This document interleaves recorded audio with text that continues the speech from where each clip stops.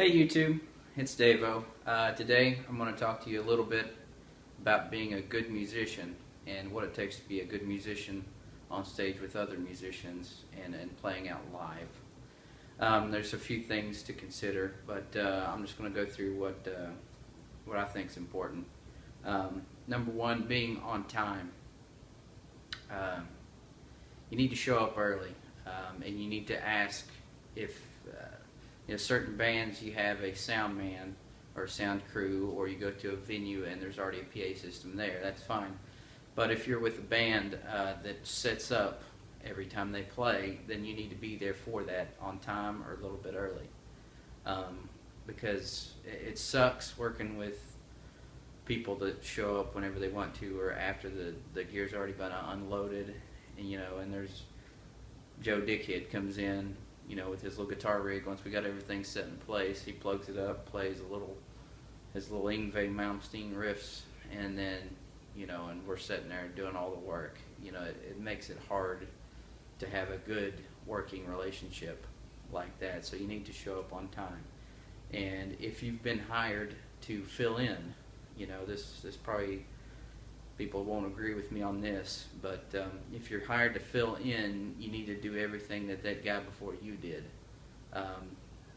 Say this guitarist is out sick, and so if he's part of the band, and then most likely he's setting up the PA system with the rest of the cats, then you need to do that part, or whatever he did before you. You need to do that part because you're filling in for him and everything that he done before you. So I think that's really important. Other things you need to think about, when you unload the trailer, we'll talk about the trailer portion, the truck, whatever you carry your gear around in. Let's talk about that for a minute. Once you get that unloaded, I find it helpful. I'm usually the one that mostly sets it up. I mean, everybody has their part and helps out in my band. There's nobody that slacks off, but I like for everybody to help me get it in the building and to block it in. Get the speakers in a general location where they're going to be, and then they're free to go put their drums together, their guitar rigs together, and all that. And I feel that makes everything go quicker. I'm not in their way, they're not in my way, and everybody can go do their thing at that point. I can run chords and lines and all that, and set up the PA system and get it sound checked and all that while they're doing the other things, And once you get your guitar rig, bass rig, drums, or whatever, I know the temptation is to sit there and just noodle around until everybody else is ready, but it's counterproductive, and you got to think that there's probably people in that bar, or it's middle of the day, or there's other people to consider. Plus in the band, they've heard your licks, your little warm-up things 1,000 times. So get your gear in place, get it ran, do what you need to do, warm up a little bit, but then turn the volume down. And if you need to work on your scales or your rudiments, or whatever you need to do that quietly, just to be considerate of everybody else that's there. I mean, it's just a consideration thing. I'll pick on guitarists for a moment. You've, I'm sure, been to see another band or something, and the guitarist, he's got a full stack or something like that, or just a combo amp, and you're walking around the room, and then you hit that one spot, and the guitar amp is just mowing you down. And I run into that a lot. I've ran sound a lot for many years, just run sound, and then I've been on stage, and so I see it from both angles, and that's why I'm trying to impart this knowledge to you. So if you got a big stack, something that you can't tilt backward, tilt it toward the room, a direction in the room where there's the least amount of people, or there's no people, it's just a wall over here. The sound will carry, if you got the volume turned up to where it's cooking and you like it, it'll carry. And a lot of times you'll have a sound man who can mic it for you. And it'll sound infinitely better going through a PA system, with speakers that are made to do that, than your little 12-inch speakers, choking it through the place and just sawing people's heads off.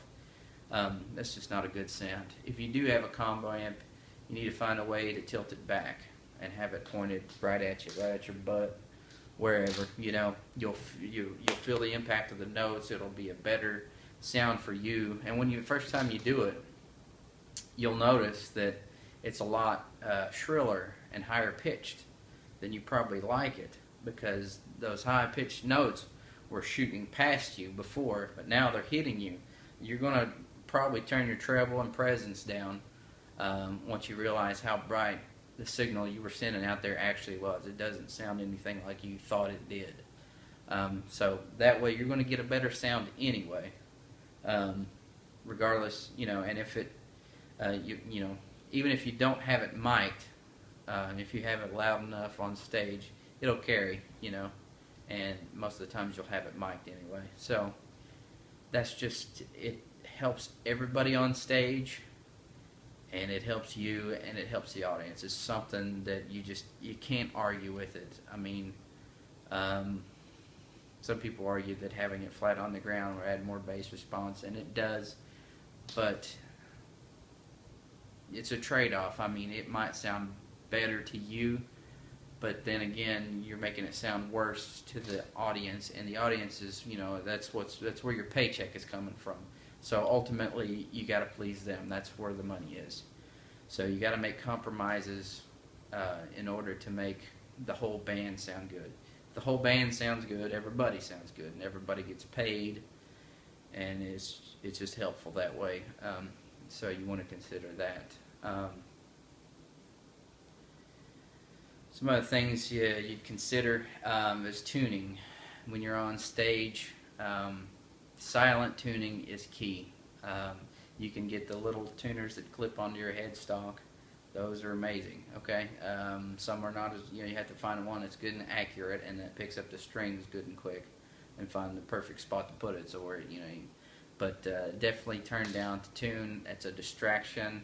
It gives the audience a chance to dislike you, or any kind of break from the music gives them an opportunity to think, hey, why don't we go down the street and hear this other band? You don't want that. You want to just bam, bam, bam, and don't give them a reason or an opportunity to want to leave, because there goes your paycheck out the door to watch another band.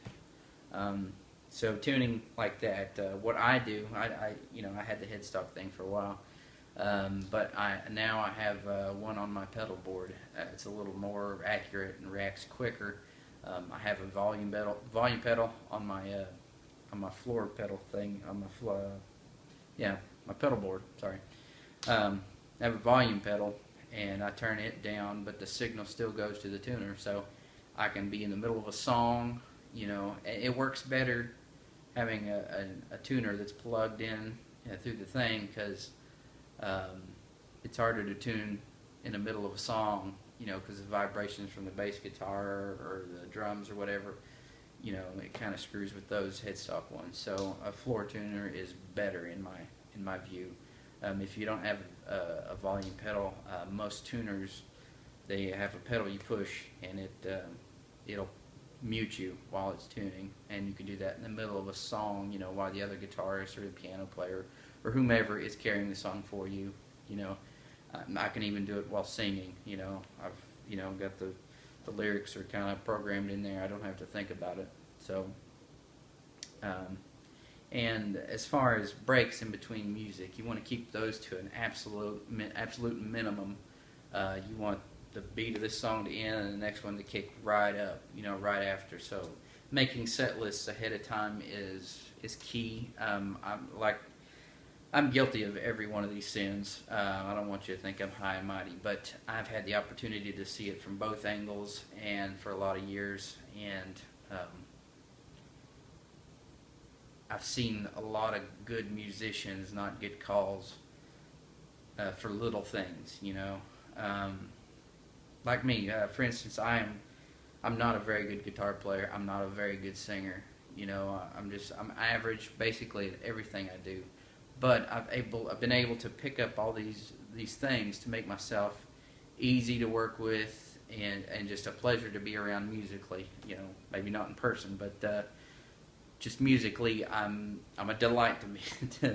Not really delight, but I'm just easy to work with. I'm on time. I'm dependable, and so in so doing, I've made myself. I'm busy all the time. I could be busier. I have a son now, so I've slacked off a little bit. But I mean, every weekend I'm playing. I'm out making music, making money. And that's what it is. I got to buy diapers now, so I got to be out there playing.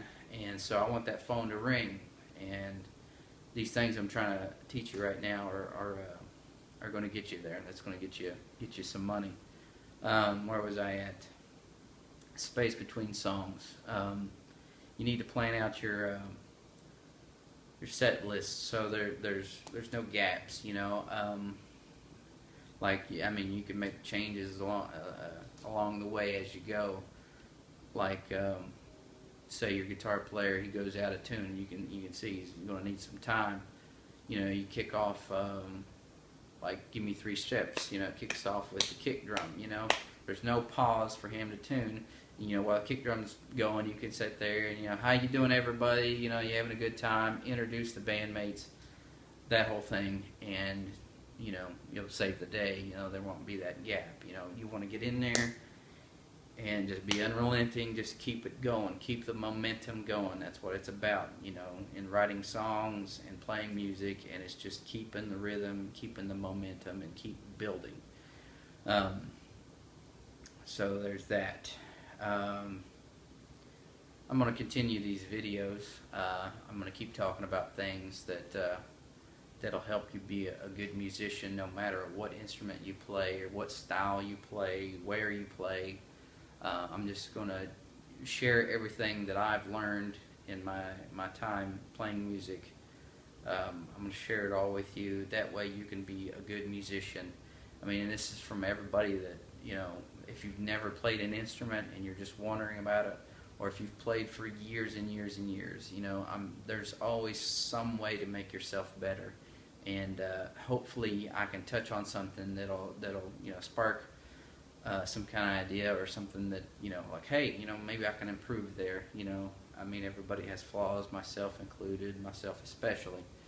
But I feel like I've gathered a good pile of things that can help you out and help your friends out. If enough people watch these videos, then the music community will be a better, easier place to make music, to have fun, and just generally be. So for you, the band member, the band itself, for the club owners, the venues, and especially for the audience, because without the audience and their attention and all that, then we're nothing. We're just sitting in mom's basement. So I am trying to get you from mom's basement into Madison Square Gardens with these tips, and they'll get you there. I mean, if you just pay attention to what I'm saying, you will improve. I guarantee it. So it's Davo. Thanks for listening. I'm going to keep posting some more videos, so stay tuned.